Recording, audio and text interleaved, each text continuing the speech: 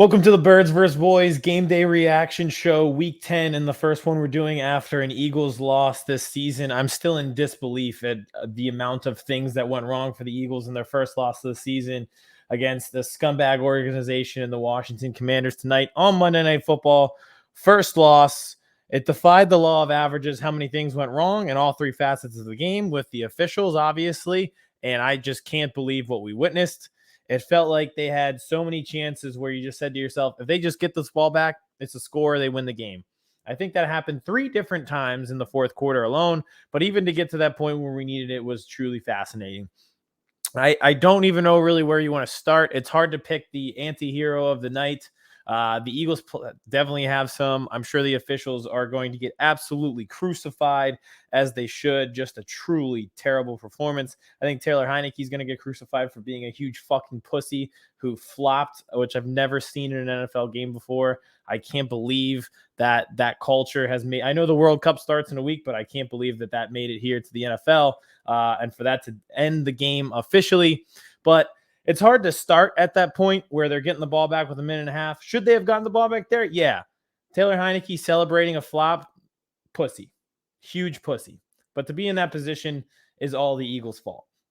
So to start in the first half, this will be the underlying theme of the night. 16-play drive multiple times, multiple 7-minute drives. The only way to beat good teams like the Kansas City Chiefs is to keep Patrick Mahomes off the field. Well, that's the formula the Washington Commanders used against the Eagles tonight. How many 3rd and 1s did you see tonight where they were just running on first down, getting themselves in the 2nd and 5, and putting themselves in a 3rd and manageable? They started the game 12 for 15, good for 80% on 3rd downs. Multiple of those were 3rd and 1s. There were 3 3rd and 1s on one drive. And of the 12 for 15 that they had on 3rd down, one of those was later converted on 4th down. So in reality, 13 of their first 15 possessions they were able to convert. There was a stretch where they scored on 5 straight possessions.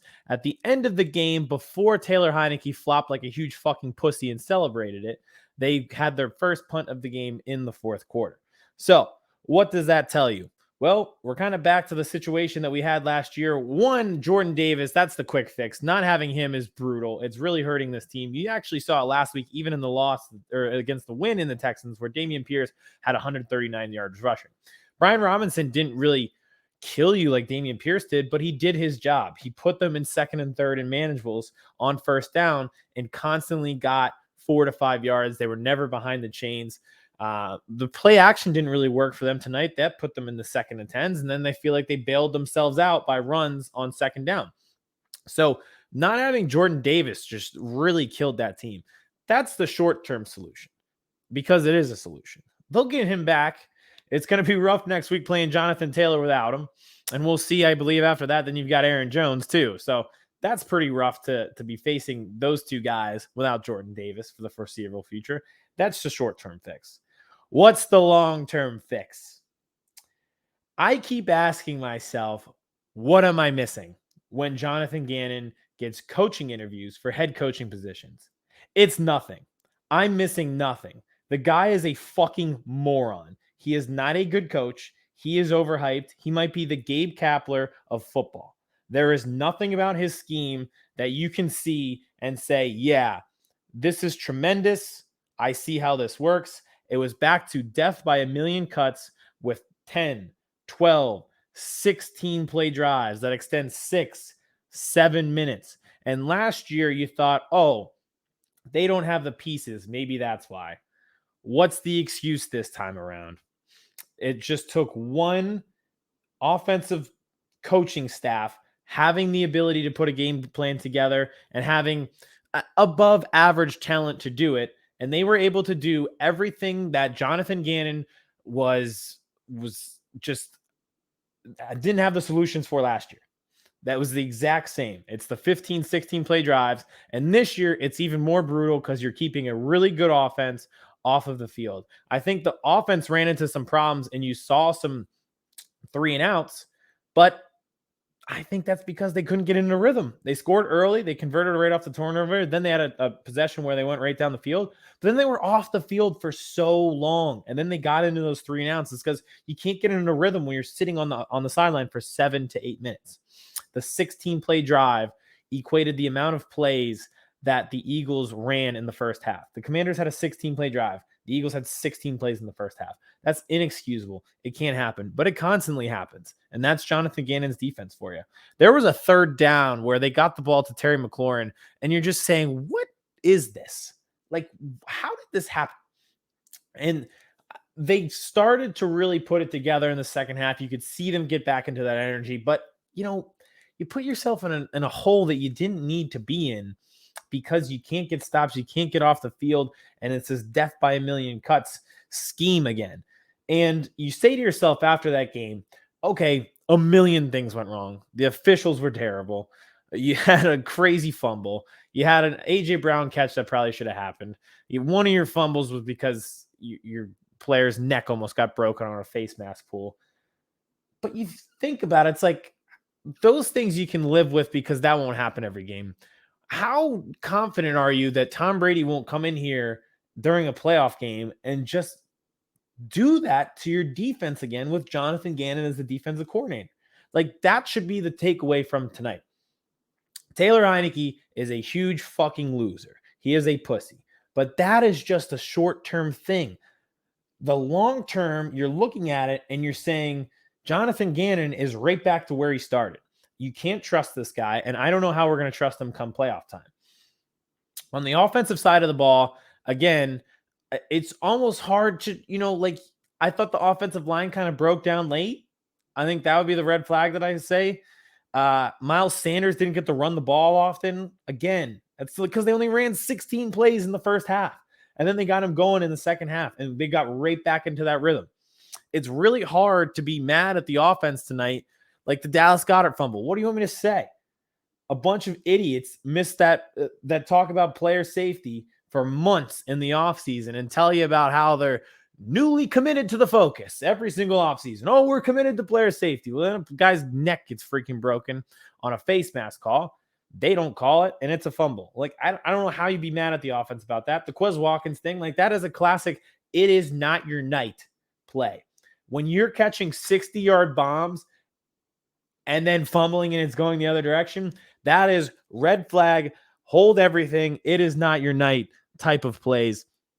So on the offense, like, I don't even know what you say about Jalen Hurts that you're upset with. Miles Sanders, like, once he got running, he was good. Devontae Smith was good. A.J. Brown, what was weird, like, he had the first catch, he got hobbled and then never made a catch again.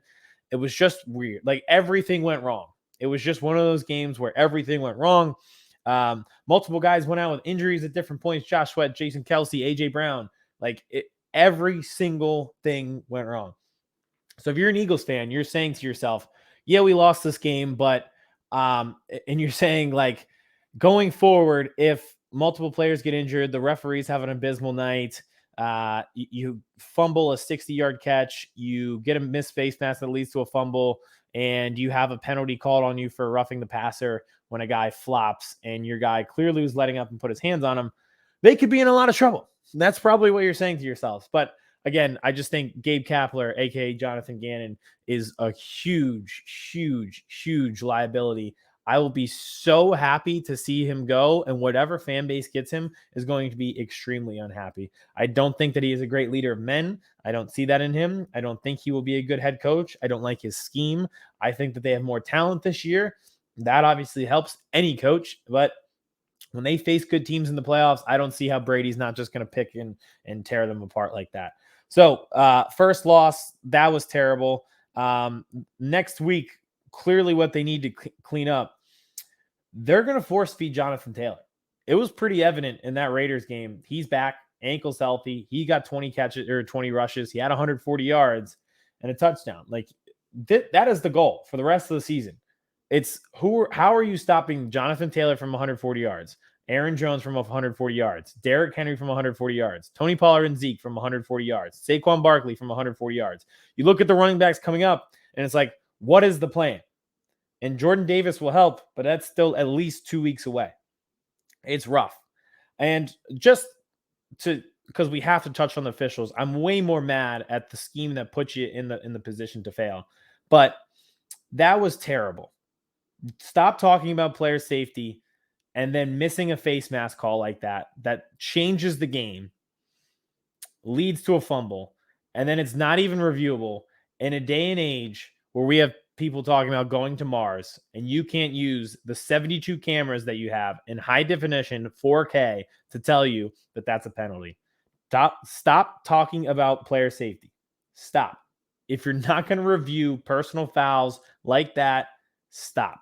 And then for the broadcast to be like, oh, yeah, I can see how that was a call on Brandon Graham. Just stop. He clearly was letting up. He puts his hands on him. That's the only contact he made. I can't believe they fell for that. I can't believe they called that in a crucial spot like that. At the end of the day, it is football. There will be contact, but just make the right calls. Another one that they missed was the CJ Gardner-Johnson one. That'll get overlooked because he had an interception later on that drive. That was one of the most brutal officiating performances I've seen, and it makes it really laughable to see the Cowboys complain about like a 50-50 bang-bang play on a pass interference, and then to see your player almost break his fucking neck on a fumble that you can't review, even though multiple shots of the officials right there just staring at the face mask. And then for the Brandon Graham personal foul, just to call that in that moment and award just pussy shit is just insane. But you look at it, the Eagles, every single facet did something wrong. The officials did something wrong, but so did the Eagles in every single facet. They had multiple turnovers. A ball hits A.J. Brown in the hands, and I know it was in double coverage, but it hits him in the hands. It's an interception. Quez Watkins, the fumble. I can't really blame Dallas Goedert, but it happened. Landon Dickerson got blown up a few times late in the game. They were crucial mistakes by the offense there. And then, obviously, on defense, you can't allow 16-play drives. I thought there were coverage mistakes. When they got them in the 2nd and 10s, they allowed them to get into 3rd and manageables after that. Even on special teams, how did the game start? A roughing the punter. And then you think about it later on, what was crucial, that Aaron Sippis, he almost gets it blocked. It was actually a smart play by him to avoid that and get the ball off. But then you have an ineligible man downfield. That penalty costs you the 2-minute warning. It costs you the extra stop.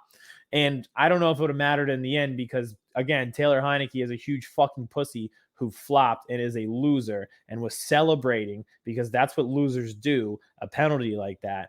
Basically, it's just like flopping in basketball and getting a charge drawn. But the bigger thing is like, that was an attention to detail thing that we've talked about on our show with our teams multiple times. Good teams pay attention to detail. Well, you miss the gunner coming. He almost blocks the punt. There's an eligible man downfield. And then all of a sudden that costs you a stop at the 2-minute warning. So every single facet, they did something wrong. You compile it together and it's a loss. Every single thing went wrong. It went wrong in every stage of the game. First half, second half, just all in all, I cannot remember watching any Philly sporting event where that many things went wrong. And I'm a week removed from Chaz McCormick climbing up the wall like Spider-Man and ending the Philly season. That is how unbelievable tonight was. Looking forward, you don't panic too much. You know, they lost. It sucked. And so many things went wrong. So you just have to look going forward. Johnathan Gannon is Johnathan Gannon. And that's the takeaway tonight. I'm sure their officials will be the takeaway. That'll be what will be complained about online. We are not the Dallas Cowboys. We do not blame our losses on the officials. We do not blame our losses on huge fucking pussies who celebrate a personal foul penalty when you flopped and a guy put 2 hands on you when you're playing football. But you need to be better in every facet of the game. Everybody made mistakes, and there needs to be more attention to detail. You need to get back to it. And how do you plan to stop the run against a string of great running backs coming up? That was infuriating. The Eagles suffered their first loss. When I started to record this, I was pretty dead set that I was going to be on an FBI terror watch list after that. That's how pissed off I was. That's how pissed off everybody should be. That sucked. We'll be back with the regular show this week. Big guest coming up. We'll be talking how to bounce back for both of our teams. So that's fun, I guess. And see you then.